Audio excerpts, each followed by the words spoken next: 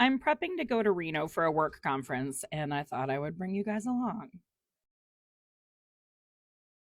Just got my hair done. Taking a little walk to the nail salon. Walking along the bridge. Trying to get all my appointments done before I leave for this conference. So today is hair and nails. Tomorrow's packing. Of course, after I stop talking, there's no more cars.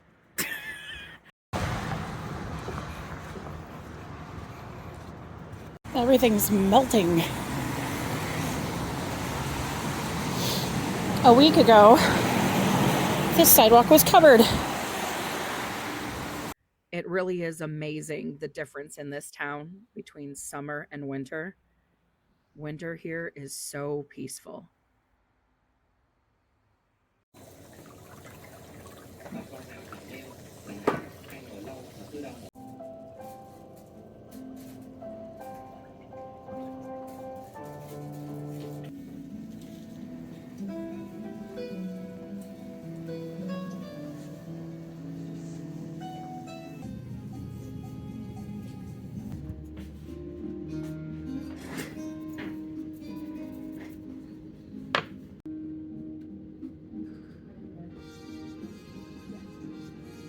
I just love this color.